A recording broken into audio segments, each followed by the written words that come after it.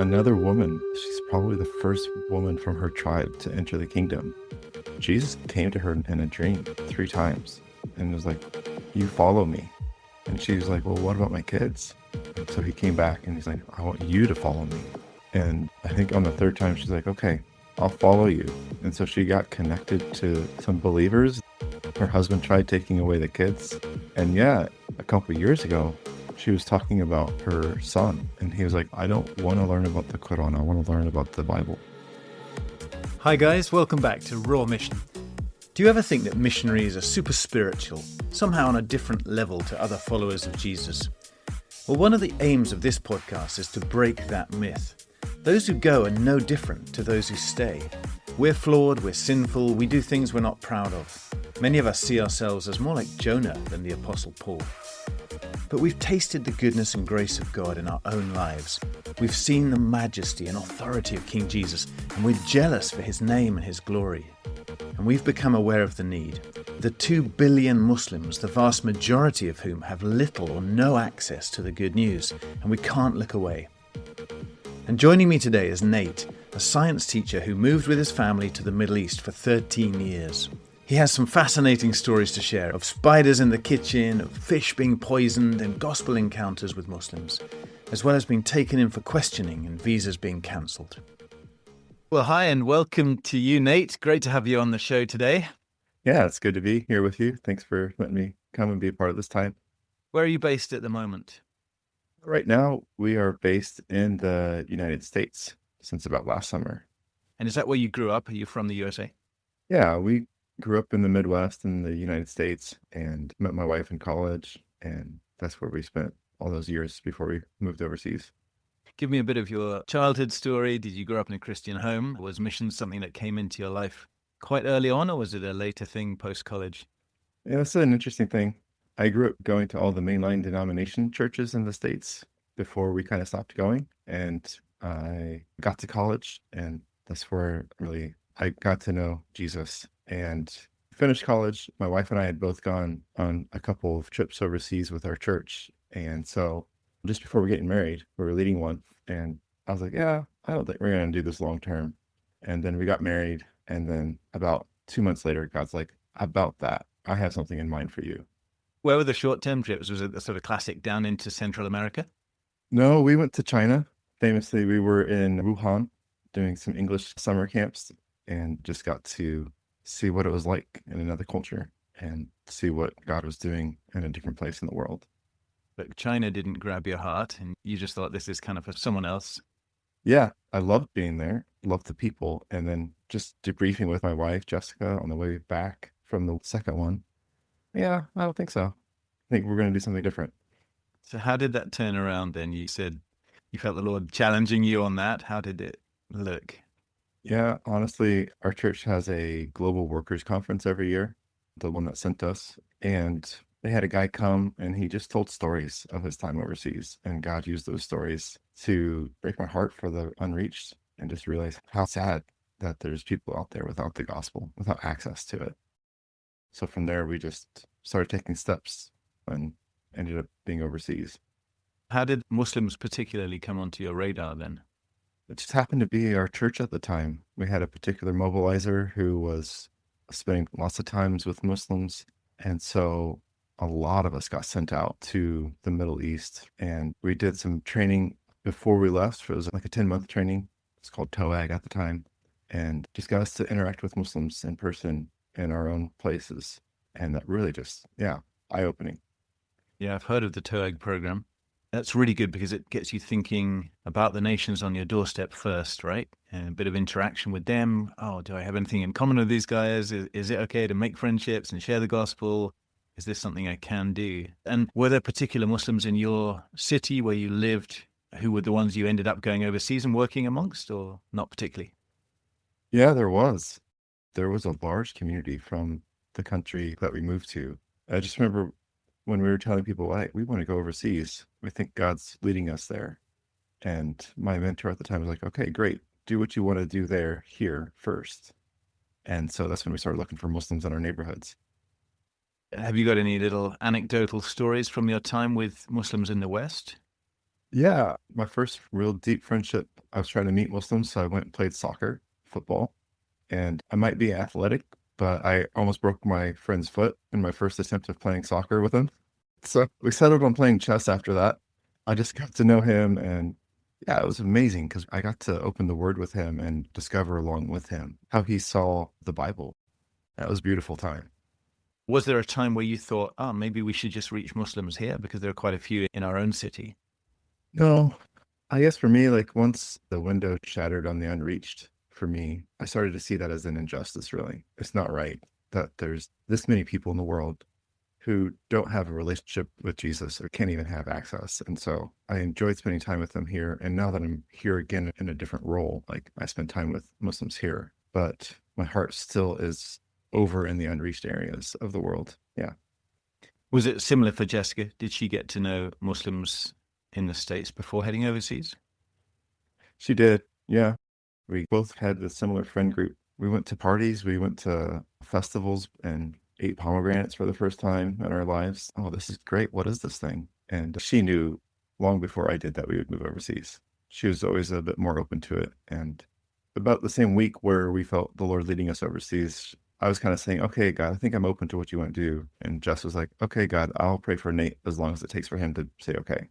It took 5 days rather than like years. Were you also working at the time, building up a skill, a career? Yeah, we're both teachers by background. We were thinking of how could we use teaching overseas, especially in the early days. And did that develop? Is that exactly what you did when you eventually got going? No, not originally. We were in three different cities basically in our time and two different countries. And in our third city, we opened a business. It was a aquaponics greenhouse, growing fish, growing vegetables in one system.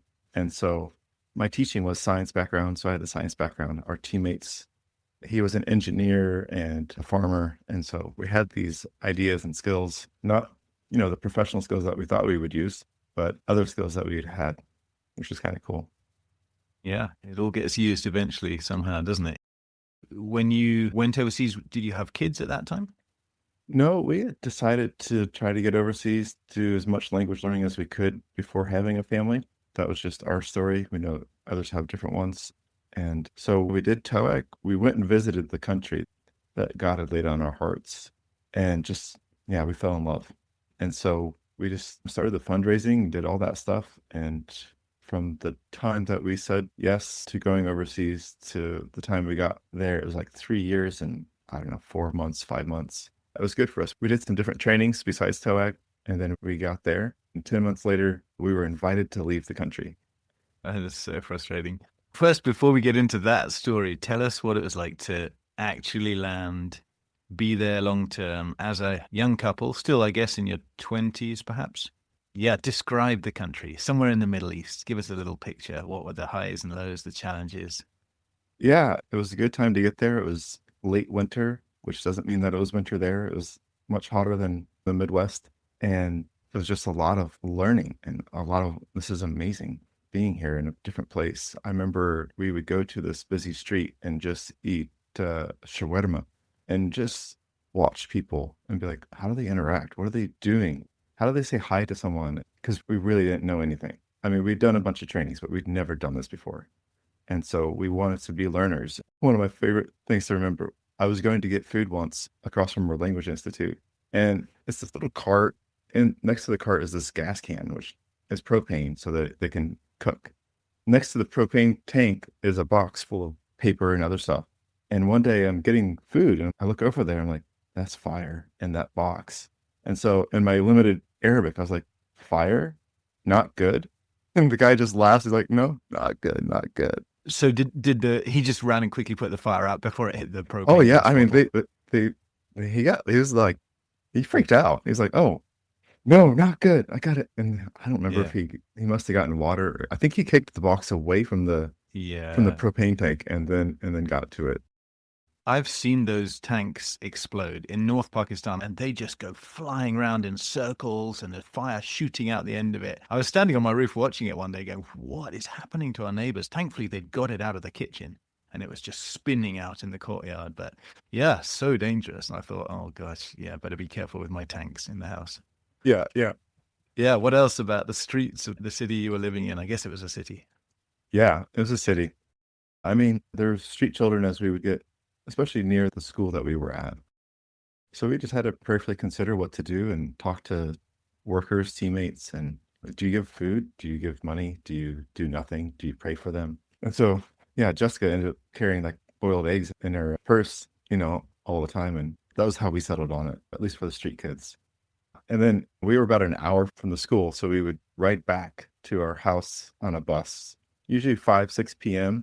And this place is, we got there in late winter, but it became summer very fast and it was very, very hot. Talking centigrade, 45 degrees Fahrenheit, 115. And yeah, I remember that a lot. Yeah. So many bus rides with just the back of your t-shirt stuck to you because it's just so hot and sweaty. And I mean, did you get into good conversations at all? I mean, you're learning language, so you don't have a lot, but on those bus rides, it's a great way to get into culture, isn't it? Just get on local transport. Don't hide in a nice fancy car and drive around the city, but get with the locals as much as you can. I think that's good advice. Oh yeah, it was great. And the place we had a particular way to get off the bus. You had to snap your fingers. And so that was fun. But one of the cool things was one of our language tutors, about our age and just really lovely man. I had many really good conversations about Jesus with him, Jess and myself and he. And we'd ride the bus home with him because he lived in the same area of town, which was about an hour away. And some days I remember being like, I don't have the energy for the bus ride with my friend here. I just want to sleep after 4 or 5 hours of language learning. That was exhausting. Yeah. Yeah, that's really good. And what about for Jess then herself in that culture? Was it a big adjustment for her? Did she have to cover her head and all that sort of stuff and wear long clothes in this pretty strong heat? Yeah. In this country, everyone covered their head. It wasn't like a super tight. It was fairly loose in terms of compared to other countries, but longer clothes, all that stuff. And so dealing with that in the heat was definitely a challenge. I remember she was cooking in the kitchen. I'm sorry, this is just a completely different story, but she's like, Nate, and I go running into it. And in this country, the kitchen is separate from the house. It's like in the courtyard. So I come running in. She's up on the stool and she's like, there's a spider. And there was a spider. It was the size of a dinner plate. And I went to hit it and I missed. And it moved like super fast. And we're just like, oh no. I got it eventually. And the next day we're talking with our language tutor at school. And she's like, oh yeah, that's not a good spider. So you were in that country, you sort of learning some language. What happened then with the being expelled? Yeah, it was wild. We had gotten out of country to just get a break, which was kind of the practice of our team in the country. We came back and everything was good. We were thinking about becoming team leaders, praying about it. And about a month later, like two of our teammates were imprisoned. And then, like a month later, I remember we were being taken to the National Security Office. Everyone in the school that was a part of the language learning, they took us there and they're asking us questions. Nothing serious. I mean, it was serious, but we weren't in prison. We were impacted in other ways. But the thing that I remember is the two security officers put us all into a van and started driving us back. And it's an hour away. And so they're about 45 minutes in, one security officer turns to the other in Arabic's like, where are we? We had moved into a place that no one had lived before. No white people had ever been. And so I remember being like, oh, we really live in a place that's like, if these guys don't know, like, this is wild. So I remember around Christmas time and we're going to bed and I'm just like, Nate, I think the hammer's going to drop. I'm like, oh no, we're through it. It's going to be fine. Literally the next morning, 8 a.m., my friend calls and says, hey, we've got 24 hours to leave the country. Our school's shut down. Our visa's canceled. We ended up with 6 days or something. But yeah, it was just all the chaos of closing up our house and a dream, really, processing that. Did you relocate to another country immediately or did you go back to the States and then relaunch somewhere else? I think because we didn't have children, it was not too hard to just move to another country. So we moved to a neighboring country, similar people groups. And yeah, we actually, quote unquote, finished language learning in the new country in our second city on the field. And we went to a pretty big city and that was a different craziness. Lots of traffic, lots of pollution, lots of noise. Yeah, yeah. And then you try to get off the bus and you're trying to snap like you did in the old city. And they just look at you like you're crazy because that's not how you get off the bus in this country. Yeah, relearn everything. Start again. Yeah, so what was in the first country you were just language learning, not working a job or anything? Yeah, just language learning. The language school had gotten visas for students. You could do it full time for 2 years. And in our new country, we spent another year language learning. We weren't working yet. Didn't have a business identity or anything like that. Was this Arabic, then you're just learning the regional language? It was Arabic. We continued learning it with the first country's Arabic. And then once we moved from the second city to our third city, I spent time learning the new country's dialect and shifting my dialect from one to the other. It's significantly different. Okay. What were some of the highs and lows of the new place? Yeah, I think one of the things that was really powerful for us in the new place is that we really dived deeper into strategic prayer, extraordinary prayer. And we started that basically in 2013 and have continued ever since. Acts 6:4 says that they devoted themselves to prayer and the ministry of the word. And that shaped us the rest of our time on the field. And of course, even now that we're back. What did it look like day to day? Is this praying together as a team or a whole mixture of different things? It changed season to season. I think the first half of the time that we had overseas, it was, we would commit to it on our own, but we would have a weekly night or morning where we'd spend 2 hours together in worship and prayer, praying for the people group or for the country. When we had moved to our third city, we focused in on our people group because we had decided to move there for this group of people. And we would pray for other things, but we mainly just pray for them. What was the state of the church amongst that people? Were there any believers around? Maybe a handful, about 2 million people. And there was, from what I could tell at the time, a handful. You don't know about sacred believers, of course, but like the ones that people do know of. Have you ever thought about your role in God's great mission to draw all people to himself? There are so many ways you could get involved, even if you don't end up overseas. You could share some of these episodes with a friend, introduce Raw Mission to your church, give us a 5-star rating, or write us a review. You could also become a regular partner in this ministry, perhaps by giving £10 or £20 a month, enabling us to keep growing our team here and sending more labourers to the harvest field. You could even join our team in the UK. We're often on the lookout for new staff, for advocates and mobilisers around the country, or for those of you with finance and administration gifts who could work with us here in the office. Do pray about that. Thanks, guys. And now let's rejoin the interview.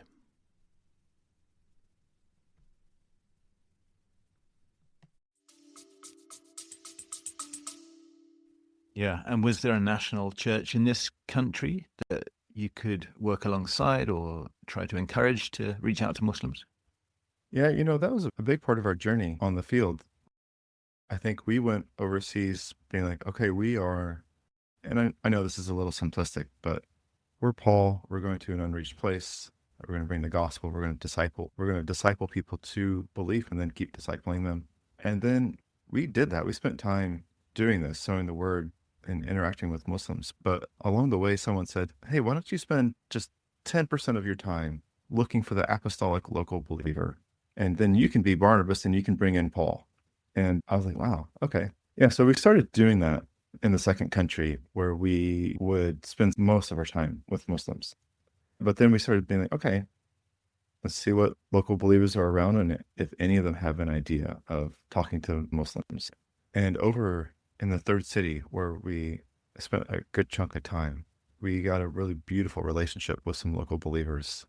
Part of it is they saw we were serious about staying long term. I think oftentimes when we're outsiders, the local church can have a bit of hesitancy to work with us because we come and go, typically.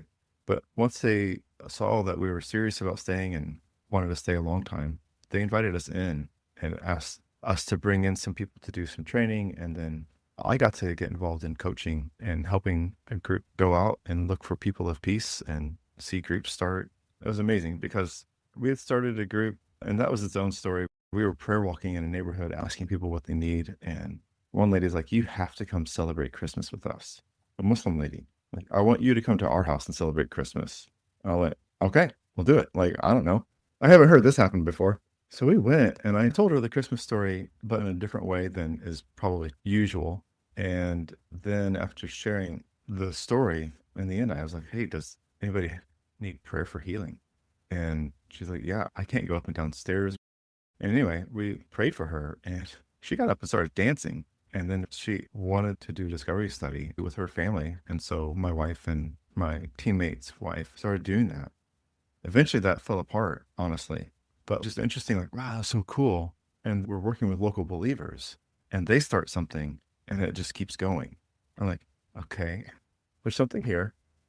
Yeah, that's really powerful because where there are local believers, I think it is so important that we connect with them and learn from them. And to be honest, you said, yeah, there's hesitancy. They don't always want to work with us, but it can also be the other way around. But if we go in with a humble attitude, willing to learn from them and partner with them, then it's a very powerful relationship and dynamic. So, yeah, that's great that you got to experience that. What would be some of the things that you learned from them that you perhaps wouldn't have learned working in the West with Muslims? A good question. I know there were times when we were just in the Word and they would bring an inside cultural view that I wouldn't have, especially coming from the prototypical like individual versus communal groups. And so they would often see that communal side of things and how that impacts groups. And I think that's really important as we think about disciple making in the Muslim world is how do we do that in groups? And how do we share our story as a group and not just I and God met me? How did God meet us?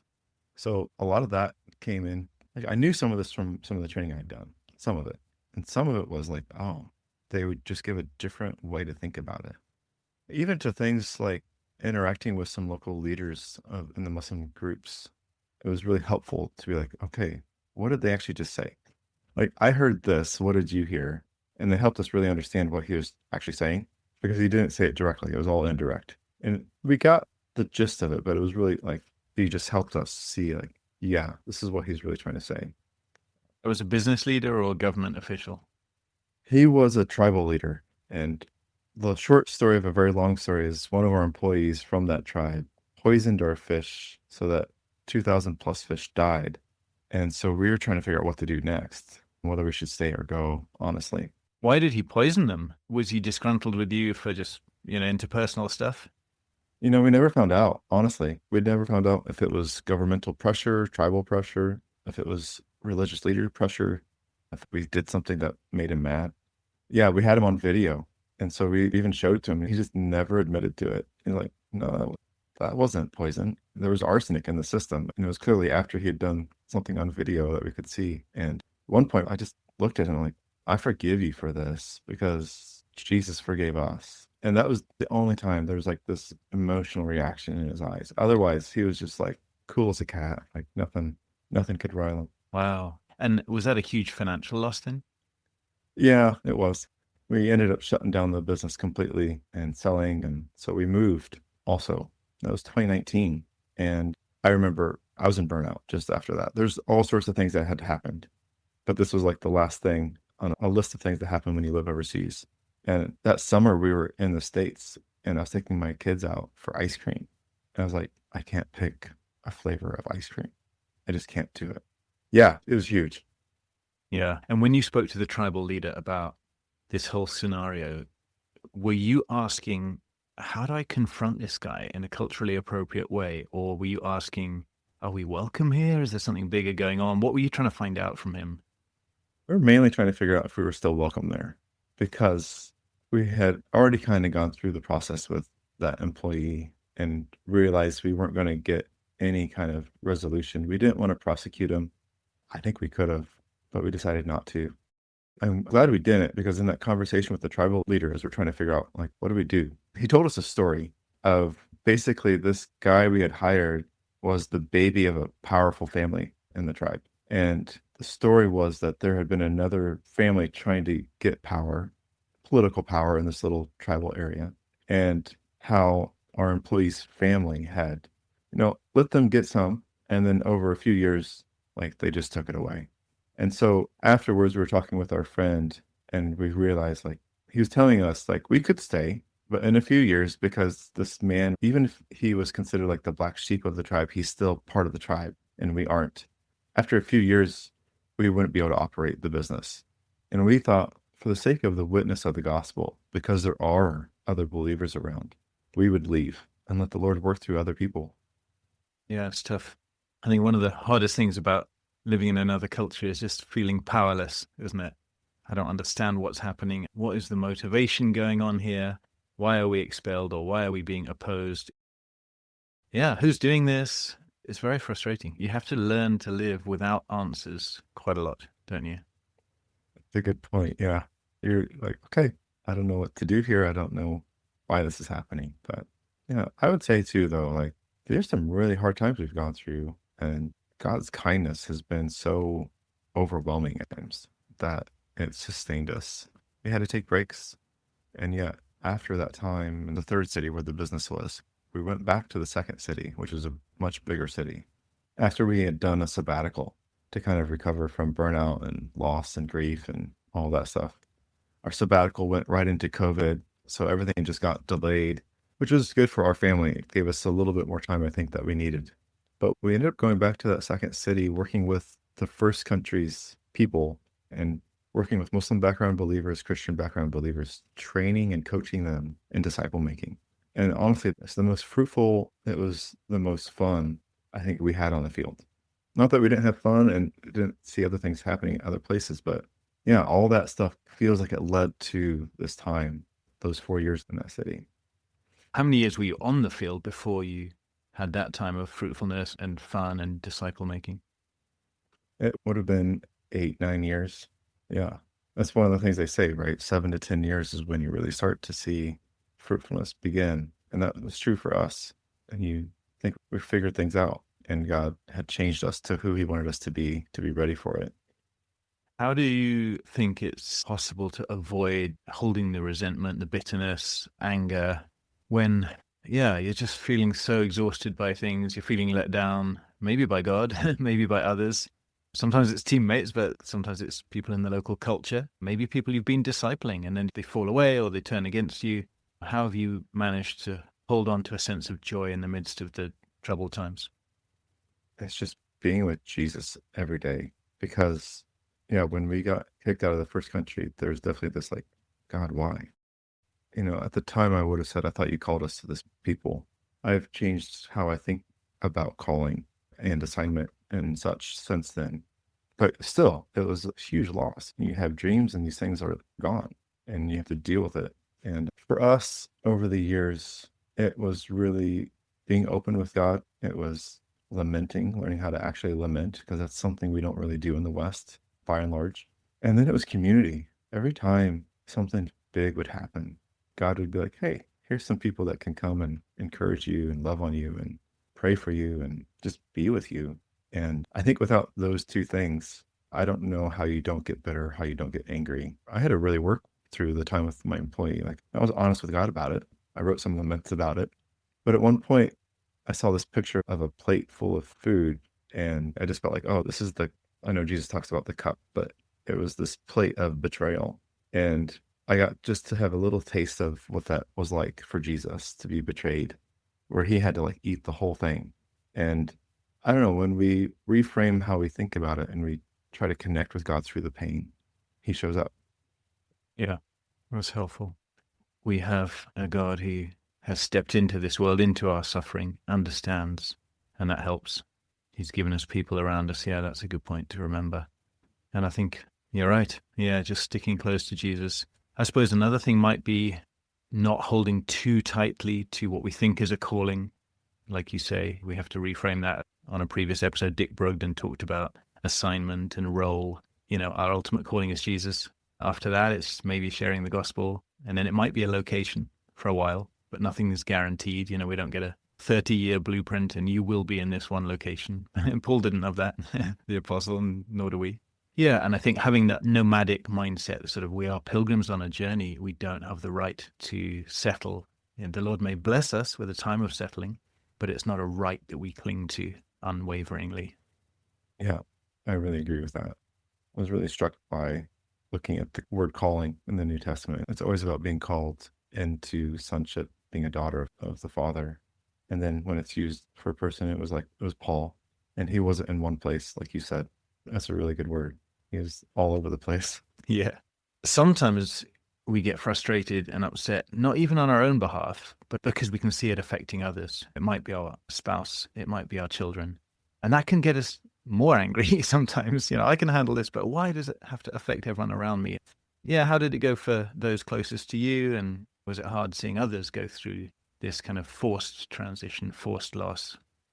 Yeah, I mean, even to this day, my oldest son, like his favorite place on earth is that place where we have the business. There's a place we would go to get mango juices. And so, when we travel back overseas, we'll probably stop in that little shop and get a mango juice.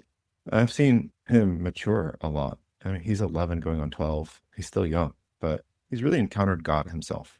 And I think that's been the highlight for me, even though like he really misses that place and friends from there. And for a while, he's like, "Oh yeah, Daddy, did the fish die? What happened to the fish?" Because he would come and help me at work. But he's encountered God and has a love that is developing up through that. And I think he's being shaped by it.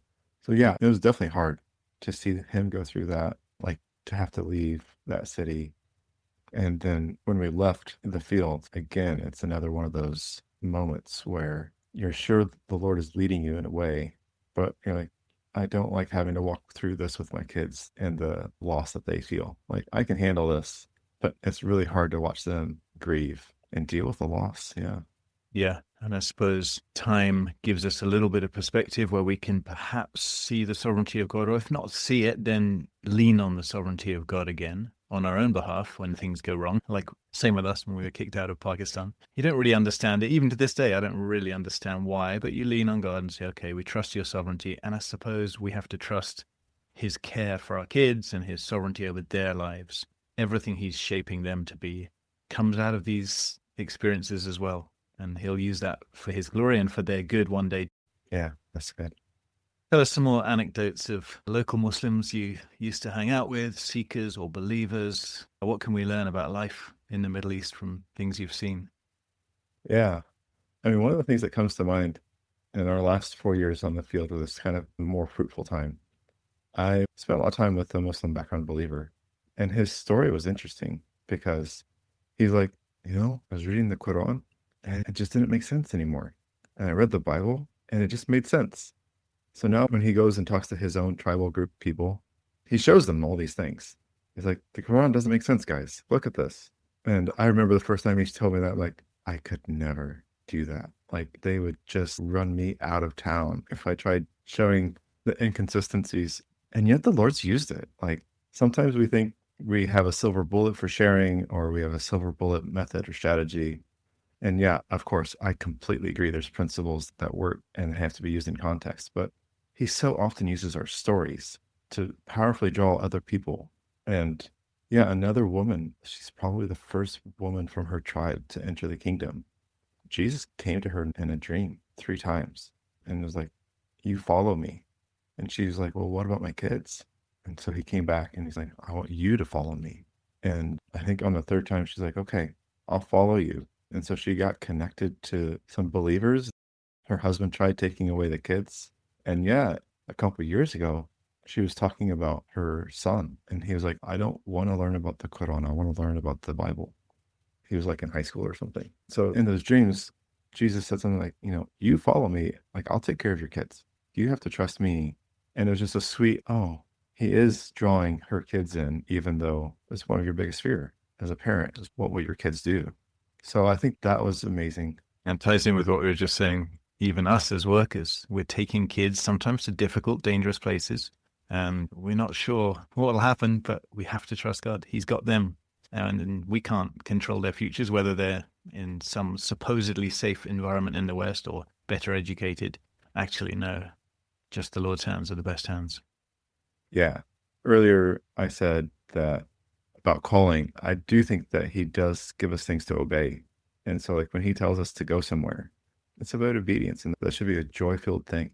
Jesus says he comes to give us complete joy in the same context that he's talking about obedience, John 15. And as our kids see us obeying the Lord in joy, that will shape them, and that would be more powerful than keeping them quote unquote safe. Yeah, that's good.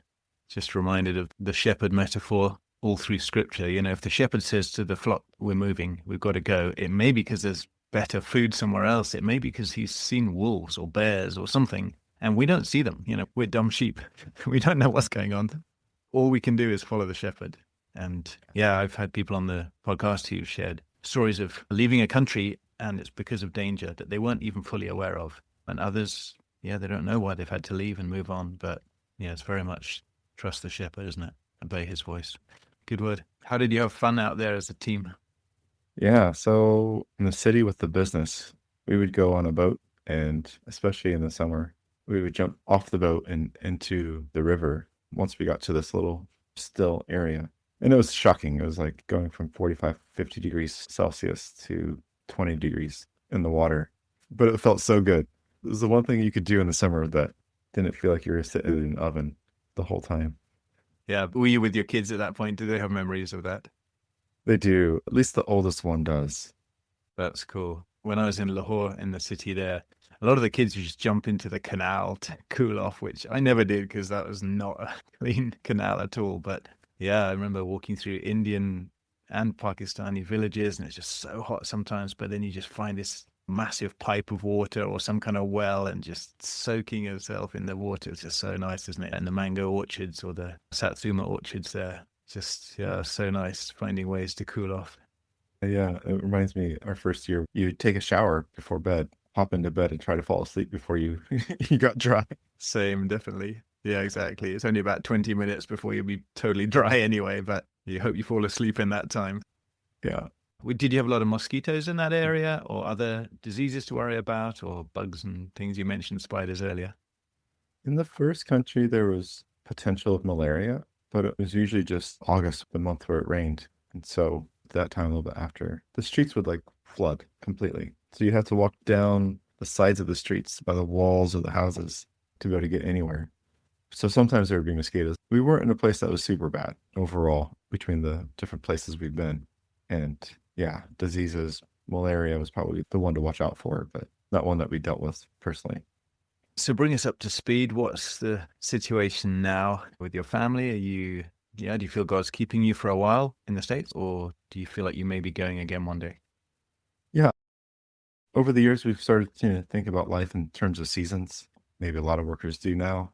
And so this definitely is a season where we're going to be stateside. But I think I have a hope that we'll go back. Maybe that's when our youngest is in high school. Maybe, it's about 10 years from now. Maybe it's a little bit later. I don't know. But I do know that I wish there were more silver-haired saints overseas. And they come and they have immediate wasta, they have immediate influence just because they have silver in their hair. And I think it would be amazing to see more people in that generation come and be a part of the work. We've been blessed by quite a few of them. We had one that was considered the country grandma, and she just loved on our kids, even though we must have lived like 1,200 miles apart. Yeah. Say a bit more about that because, yeah, we do talk about a lot of young people heading out overseas. And I've met definitely some in their 60s, 50s who've gone out and seen the impact they can have. Yeah, what particular things would you say are honored in the cultures you lived in about those who are a bit older, a bit wiser? Are you thinking more about team dynamics or just interacting with locals or both? I was originally thinking about interacting with locals, but it is both, really. I think they bring a stability to teams. Oftentimes, they just bring this like, yeah, that's okay. That's hard. I'm here to listen. Just kind of like that steadiness that I have seen from people in their 50s and 60s on the field. And oftentimes it comes with a length of walking with Jesus. They understand a lot of ups and downs in life. And that's one thing. The second thing is with locals, even if it's really hard to learn the language, if you're coming for the first time, I'm even thinking of people who went over in their 20s and 30s. Like, okay, go back to the States, go back to your home passport country, but then go back overseas. You've already done so much of the hard stuff, like language learning. But even if it's your first time, learning as much language as you can. It's possible at any age. You have to use different tricks as you get older. But most of the people in the field still look to the older generation for wisdom, for advice. They respect automatically there. You don't have to win it. Yeah. In most cases. That's helpful, thanks. Any final stories of locals that you interacted with who have their own hardships that we wouldn't be thinking about necessarily coming in from the outside? Or just if you want to end with a challenge to our listeners, perhaps, to how they can get involved with what God's doing amongst the nations.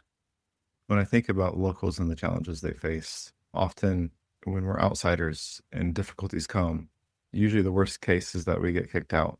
There's different cases, and there's definitely places where that's not true. But for our local brothers and sisters, for our local Muslims who we've invited into the kingdom, there's a lot more at stake.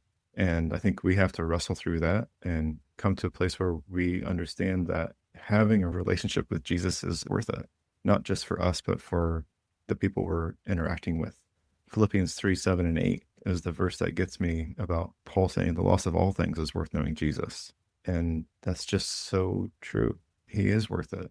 We go out and we go out a little dreamy-eyed or ivory-towered, and that's good. But we have to wrestle with the hard things too. And I think too, for me, I come back, Jesus says the greatest commandment and then the Great Commission. Like it's love God, love others, and go make disciples. It's of all nations. And so if we really think that Jesus is the thing that is of utmost worth in our lives, then we have got to find people who don't know Jesus and spend time with them and share him. And I think if you're interested in going overseas, or if you're interested in going to the unreached, go, but spend time with them where you are first. Do it where you're somewhat comfortable before you go to a place where you can't figure out how to get off of a bus, and just spend time with them, learn about these people. Yeah, well, thank you so much, Nate, for sharing some wisdom with us and being with us today. Yeah, I've really enjoyed chatting with you, and the Lord has taken you to different cities in the Middle East, and maybe we'll take you again one day and your family. But in the meantime, we pray the Lord will bless you there and your kids, and it's been great to chat today. Thanks, Matt. It's been good to be on. Just good to share what God's been doing in our lives. Yeah, thanks. Awesome. Thanks so much for joining us today, guys. You can always email me, matt@frontiers.org.uk. And here's a great quote to end with from Dick Brogden. If you do not have joy in your suffering, you're not suffering God's way. You're just miserable. Have a great week and make sure you don't miss our next episode.